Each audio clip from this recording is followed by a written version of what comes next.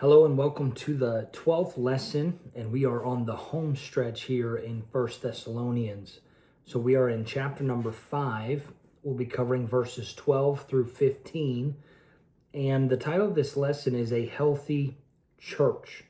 So the scripture we're going to be studying together is verses 12 through 15. It says, "And we beseech you, brethren, to know them which labor among you, and are over you in the Lord, and admonish you, and to esteem them very highly in love for their works' sake, and be at peace among yourselves. Now we exhort you, brethren, warn them that are unruly, comfort the feeble-minded, support the weak, be patient toward all men.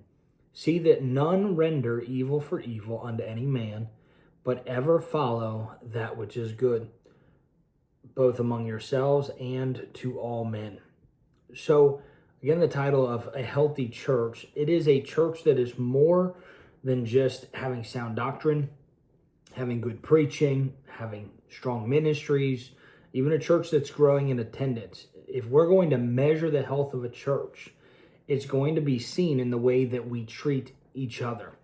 And so our church personally has the opportunity to minister to a lot of different church workers and ministry workers, and we're thankful for things like the summit that we had just recently. And it's amazing how God works in and through that. However, the day-to-day and how we treat each other in our church is so important. So it's especially important to those in Thessalonica as Paul was writing this. Again, when we're studying through this, we're trying to see what Paul was writing in context and what was actually happening in that church as he's writing it. And it was a young church. Paul was left to leave sooner than he desired. We've covered that multiple times. Hopefully at this point it's solidified in people's minds. But at this point, there were different men that were there at this place, and they were carrying responsibilities.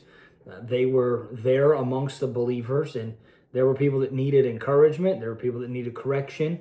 And ultimately, they needed relationships that were going to be filled with patience and people that had grace. And so Paul begins this section, and he's really addressing how believers should relate to those that God has given responsibility and those that are there to lead within the church.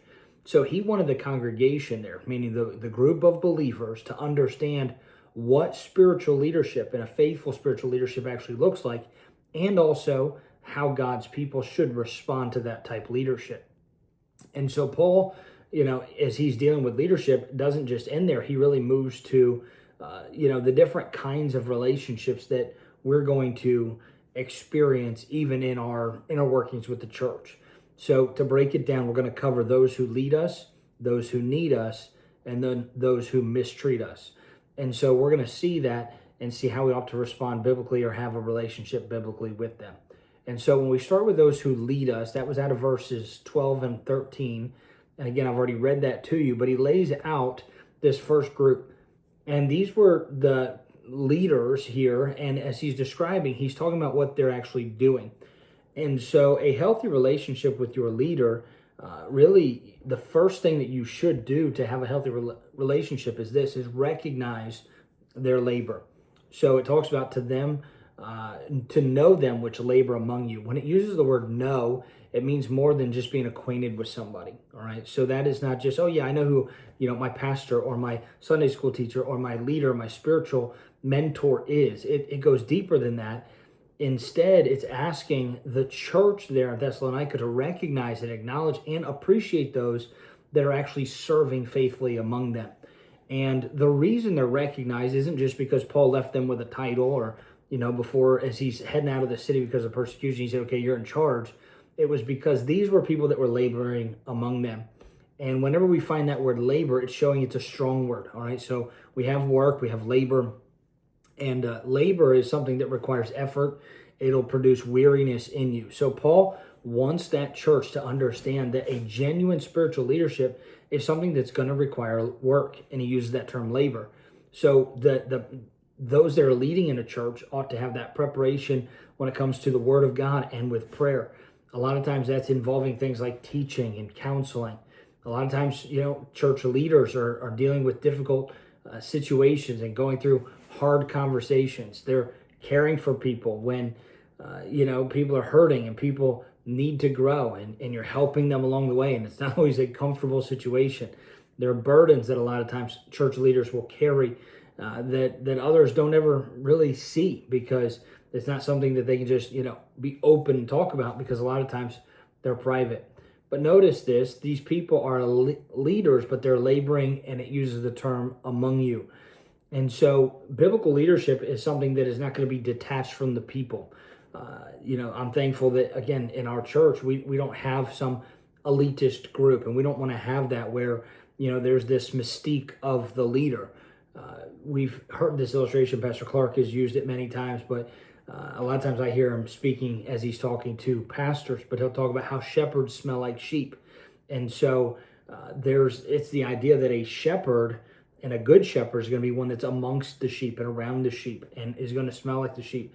And so, there's no such thing as, the clergy and then the lay people. And sometimes people may use those terms to mean something like a staff or a pastoral leadership. But realistically, we're all believers, and it ought to be that we're all working in some way, shape, or form. However, there's definitely times where people are stepping up as leaders within a congregation. And so these are people who know people, they're working among them, they're investing in their spiritual well-being. And Paul, when he wrote to Timothy, and this is a much later writing, but in 1 Timothy 5:17, he says, "Let the elders that rule well be counted worthy of double honor, especially they who labor in the word and in doctrine." So the scripture connects spiritual leadership with labor. And so on each of these, I'm going to give you some practical applications. There's so much that could be said, and really you could preach a whole series and teach a whole series on all these different parts. However, it'd be good for you to highlight maybe some key things you want to cover on the practical applications in each point, and maybe even write some of your own. But a way to apply this would be, to be thankful and to communicate your appreciation to people that are spiritual leaders for you. And again, the clarifier here, and I think it's because you have people that take things to extremes, but it doesn't mean that you're trying to flatter your leaders or even have this false sense or this false idea that they never make mistakes. It just means that you develop a genuine appreciation for people who are consistently investing in you, those that are looking out for the spiritual well-being of other people. So it can be easy to understand or even to notice when a leader doesn't do something and overlook the things that they're faithfully doing. It's amazing how people can do right so many times, and then as soon as something's not exactly the way we would want it to be, it's easy to point that out. And so the principle goes beyond just, again, the pastor, even though it's applicable to the pastor, no doubt, and very much a part of what would have been happening in this place. But churches are filled with people that are carrying spiritual burdens in a way where they're teaching, they're ministering, they're leading, they're discipling, they're finding different ways to faithfully invest in people. So those of you that are teaching this, I would count you in this category. And the goal is that we're training more people to be like that. We don't want it to just be that, we have a few people leading at the top and then a wide base of people that are not leading in any capacity. We want to continue to increase that, and people take on that responsibility. But the next part of this is this: we also want to respect their leadership. So he goes on to say, "And they're over you in the Lord and admonish you." And so this idea of being over you is both, yes, the leadership, but it's also the responsibility here. And there's a responsibility to lead, to care for, and really to give spiritual oversight to the people in the church. And so there is the qualifier that I give again in this, and you see it's in the Lord. So it's a delegated authority. Ultimately, it's the Lord that gives this. It's not somebody that takes the authority themselves. It's as a leader, we're ultimately accountable to Christ. We need to live that way with humility. All right. So the leadership in a church never takes the headship of the church. Colossians 1:18 is clear that Jesus Christ is the head of the body, which is the church. And so a spiritual leader is responsible to lead, but in accordance to the word of God, and recognizing that the authority is ultimately Christ, and that we get to be a part of that through leadership. And so that's a good biblical balance. All right. So we see that, the authority doesn't give a leader, permission to just, control. And the Bible would use the term lord over people. And that's not the goal. All right. So spiritual leadership is not controlling people and forcing people to do exactly what they want and everything. But it does involve a spiritual leader helping people and encouraging and exhorting and edifying and building up and leading people to do what is right biblically. And so he deals with that idea of and they admonish you. And that's when people are going to warn you or instruct you. That's where correction is taking place. And so Paul was someone who modeled this. Acts 20 verse 31 is the one I give you in your notes here. But he talks about it, he ceased not to warn everyone night and day. And then notice this, it's with tears. And it shows the spirit of admonition. So, we're not looking for confrontation as spiritual leaders. We're not trying to be controlling in any capacity. But it is a motivation there where there's genuine concern and for someone's spiritual well-being. And I'm thankful that for the people who had that spiritual concern for me at multiple different areas of my life. And we've had uncomfortable conversations where I've been pushed or challenged or encouraged or even here admonished by people who made me feel uncomfortable because of things that were said, but it was better for me. And so a healthy church will respect biblical leadership, but is also willing to receive biblical correction. And so spiritual maturity is where we are willing to be led, and we recognize that there are leaders that may push us, but they're accountable ultimately to God. And so when a leader lovingly shows us from Scripture something that's wrong in our thinking, our attitude, our behavior, and talks about how that needs to change, our first response should not be a defensive one. So again, just some applications there based on the concepts that Paul's giving. But then notice this, there's a response on our end, and that is to respond with love. And 1 Thessalonians 5:13 says to esteem them very highly in love for their work's sake and be at peace among yourselves. So when you talk about esteem, most times people talk about, self-esteem. But here to esteem them is to hold them in high regard, to put value and to attribute that together, to have a proper respect. And so here he says very highly. And so it's not a casual thing. It is a genuine respect. And I remember that was awkward for me when I first came into ministry as a youth pastor. And I had somebody, they said, pastor. And I said, oh no, I'm just the youth pastor. I'm not the pastor. And they said, well, you are a pastor. And I in my mind had attributed the spiritual leaders of the church are the pastor. But realistically, there ought to be an esteem and a willingness to not elevate people above what they should, but also not something that's casual, where we lift up in high esteem and value different people that are spiritually the leaders. And so it says you do that for their work's sake. All right. So it's not just because, they're a great personality or they've been given a title or they have some position. Instead, it's really for people that are faithful in the work. And so again, the goal would not to be to give a title to somebody that's not faithful in the work, but a title alone does not demand that. Instead, we recognize when people are that. So we want to do that with love. And then it says to be peace among yourselves. And it very much fits naturally in all that he's writing. So whenever you start dealing with relationships, including when you deal with relationships with a leader, there are going to be points of tension. And that's just the reality of it, because you're going to have preferences that are different than the leader. You're going to have times where, there's a decision made and you don't understand it, or you don't like it, or it doesn't line up with what you would have done. It could be sometimes just personalities and how our personalities can be different and they would clash. We have different worldviews on some things. And then what will happen is, criticism will start and people start taking sides. And there can just be problems when you deal with admonishment and really just relationships as a whole. But here he's saying, hey, you need to be at peace among yourselves. And what that means is this: everybody's not always going to agree. All right. So there's no church where everybody in the church agrees on everything. You'll never find that. It's not going to happen this side of heaven. And so what it means is that, the idea of being at peace with this is refusing to allow disagreements and things where people are not in agreement to turn into bitterness and gossip and factions and unnecessary divisions. So Paul said, if it be possible, as much at life, then you live peaceably with all men. And so it's not just avoiding different disagreements. That happens a lot, where it's like, okay, there's going to be a problem here, but learn to deal with things biblically and appropriately and seek, honest conversation. So I give you some practical ones there, praying for people that you lead, that leads you, going back to the spiritual leaders. Learn to encourage them. So again, this for us as teachers, we have to do this for our spiritual leaders, but also teach people to do that themselves. I know it can be awkward when you start dealing with these things when you're the teacher and then you're teaching it to your class. It's like, hey, care about and pray for your leaders.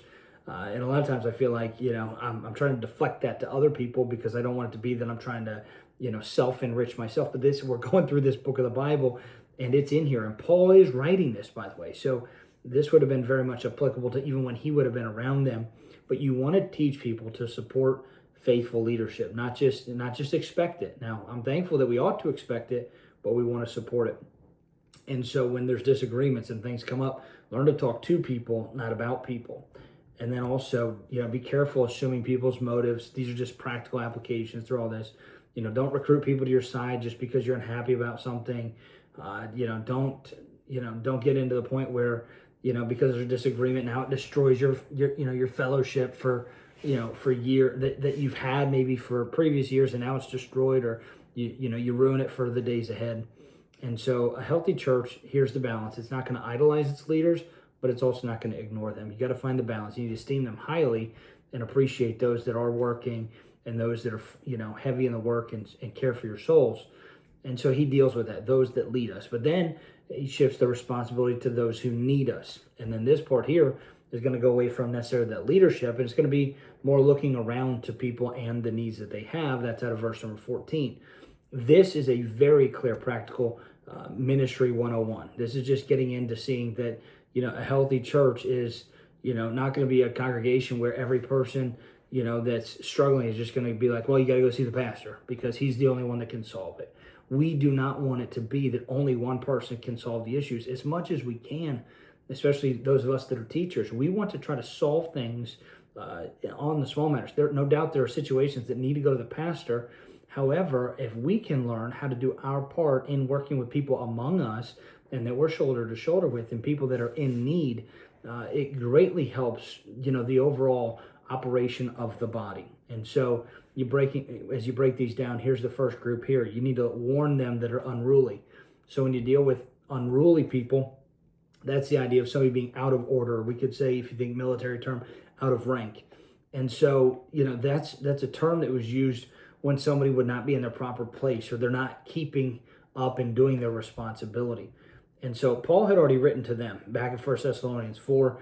He talked about, man, I told you need to, study to do your own business. You got to work with your own hands, walk honestly with them that are without. And obviously they didn't get it because now we didn't study 2 Thessalonians, but later on in that, in his second letter to them that we have in the scriptures in chapter number 3, people were still struggling with it. He came at them hard again. He says, and that's in chapter 3 here in your notes, says, for we hear that there are some that walk among you that walk disorderly, working not at all, but are busybodies. And them that are such we command and exhort by the Lord Jesus Christ, that with quietness they work and eat their own bread. So when Paul's talking about, hey, we need to warn them that are unruly, he's saying, hey, there's people that know right and they're out of order and it needs correction. And so there are situations where we need to step in and deal with, when people are unruly. And really it's the idea of giving a warning. So if you see somebody that's making a destructive choice, it's not like, well, I hope the pastor, really helps that person. No, if somebody's going to ruin their life, somebody's going to destroy their family, warn them. Say, hey, that's not right. Be a spiritual leader in that aspect. You don't have to have some title, but be that person in the church. If somebody's neglecting their responsibilities, again, it needs to happen lovingly, but say to them, hey, do your part. Carry your weight. Invest in this place. And then there's others, that you may look and say, this person's creating division, or, this person's developing a sinful pattern. Say something. And so the Bible talks about, if you see somebody overtaking a fault, you which are spiritual restore such an one. And again, it gives a spirit of all that happens. But the goal is restoration. We're not trying to humiliate people. We're not trying to put people in a spot where, it's, let me just announce their problem out to everybody. No, the warning needs to be appropriate to what's going on. And so, again, practical applications. You want to make sure that you don't confuse love with always making people feel comfortable. Today, it's like, man, if you love somebody, you're going to agree with them, or if it doesn't really hurt you or bother you, then you got to let it go. And sometimes the most loving thing you can do is just tell somebody the truth, even if it's uncomfortable.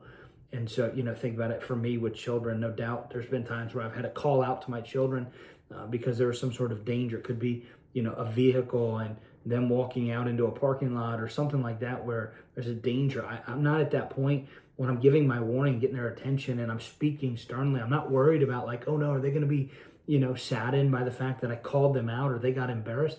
It was a matter of their safety. And so here we're talking about somebody's spiritual safety. You don't want spiritual harm taking place in people's lives. And so sometimes the most loving thing to say is, hey, I care about you too much not to say something.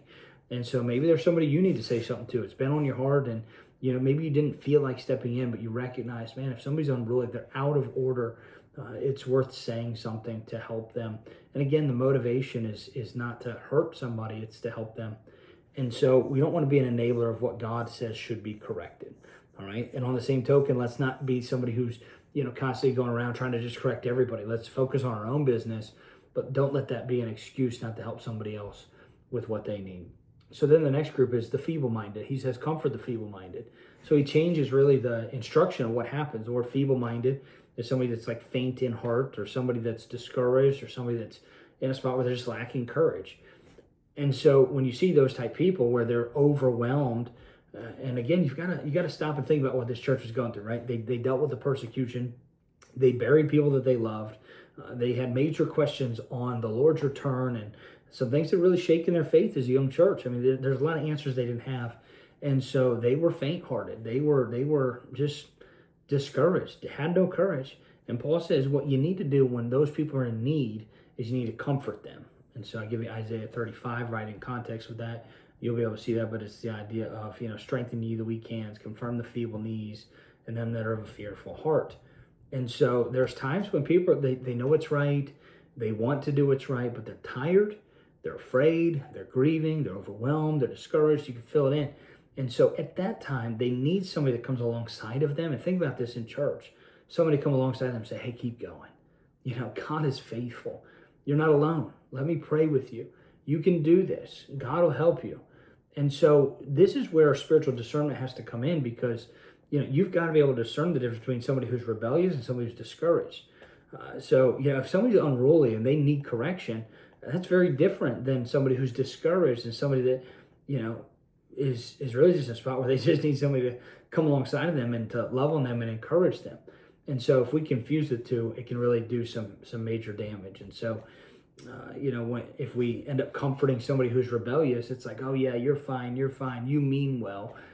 Really what we can do is end up enabling sinful behavior. And I've brought up that term already. But, on the same token, if somebody's discouraged and they're ready to quit, and we just come and just blast them. And really, they needed encouragement, but instead they just got, we just use the term, their face ripped. And it's just like, somebody just crushed them. Not everybody that's struggling needs another lecture.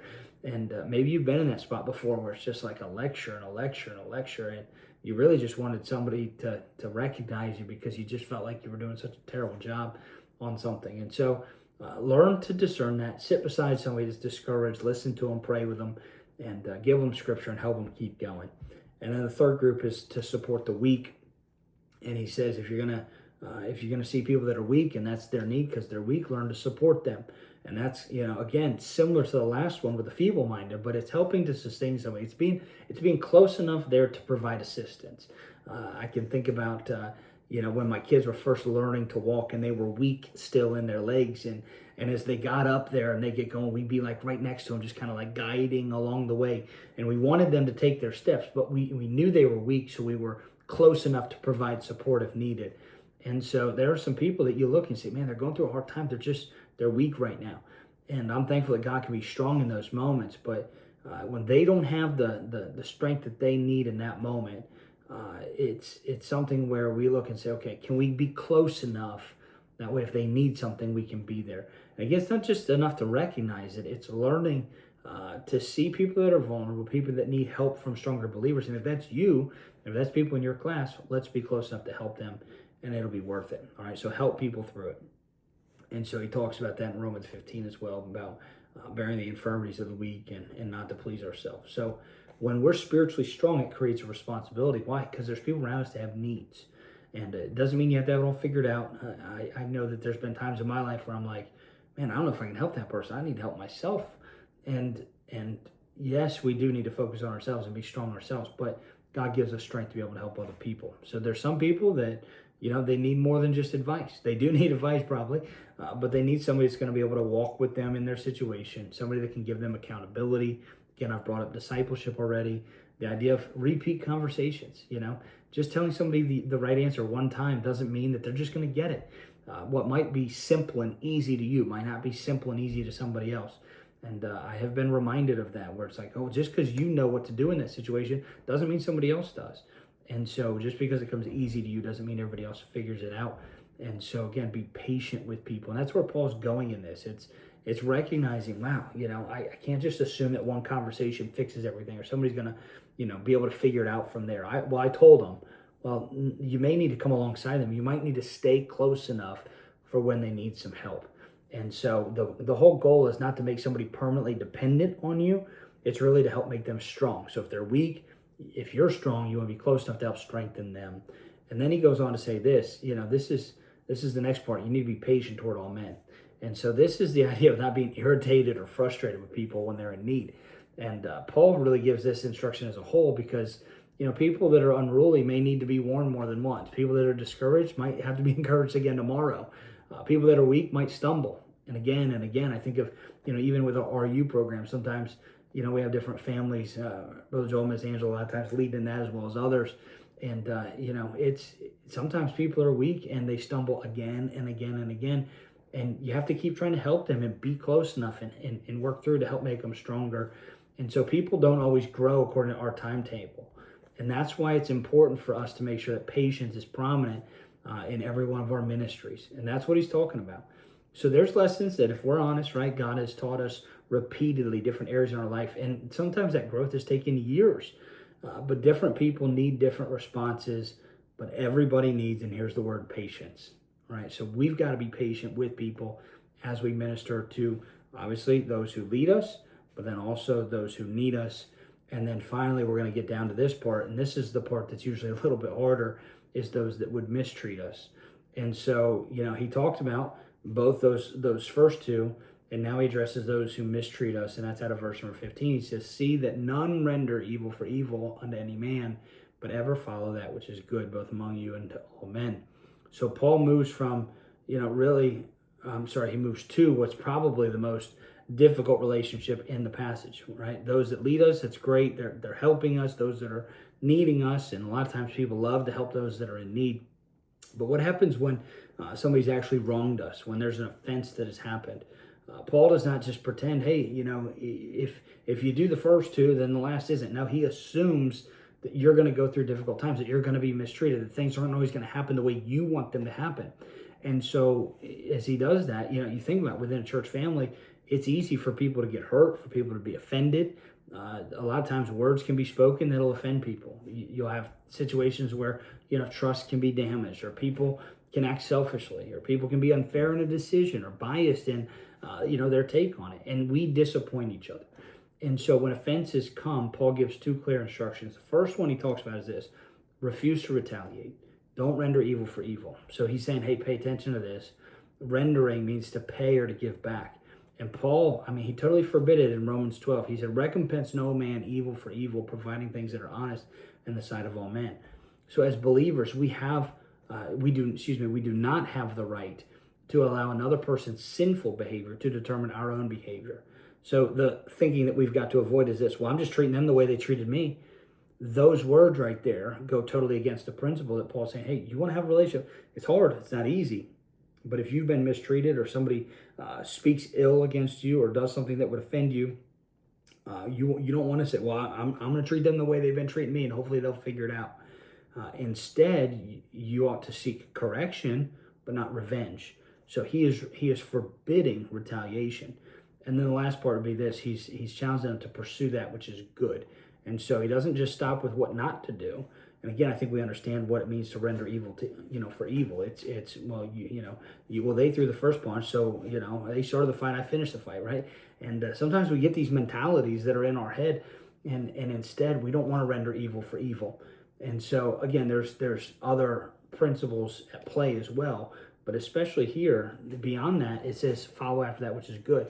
The word follow here, sometimes we may think, oh, well, follow after, just be happy that it's happening.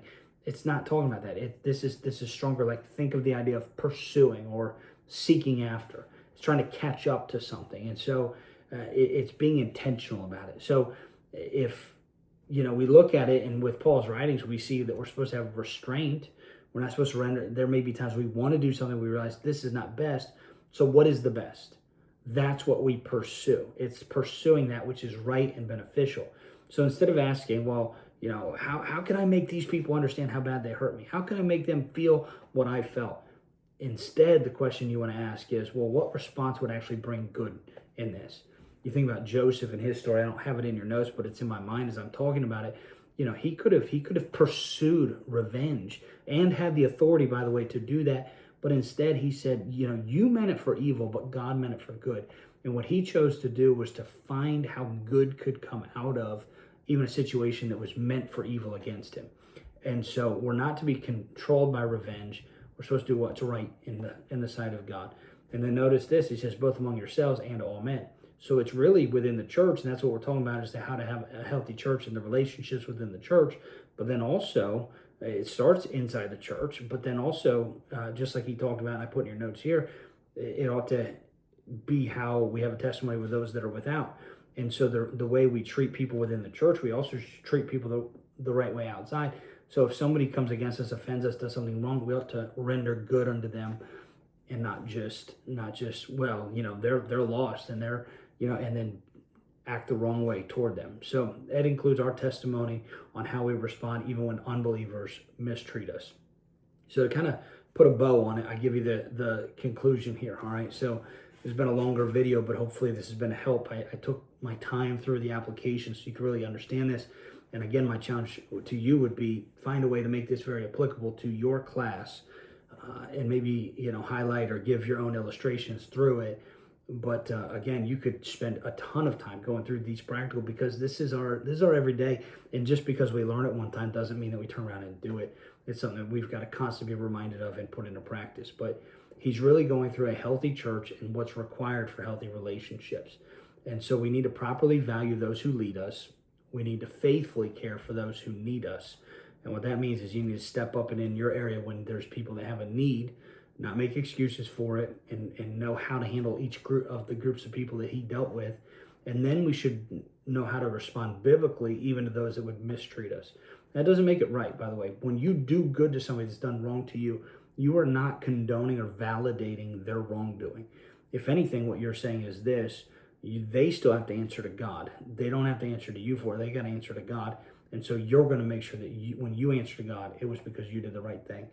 And so a healthy church is, again, not a church where you're not going to have difficult people. That's definitely going to be a part of it still. The idea of disagreements or weakness or offenses, they'll never come. That's the type of church that it is. No, that's not right. Instead, what we want to do to have a healthy church is have a church filled with believers that are committed to handling things God's way. All right, to not just do it upon themselves. So instead of saying, hey, is this a healthy church? The right question that we want to ask ourselves is this: am I helping our church to be healthy by the way that I treat people that God has placed around me?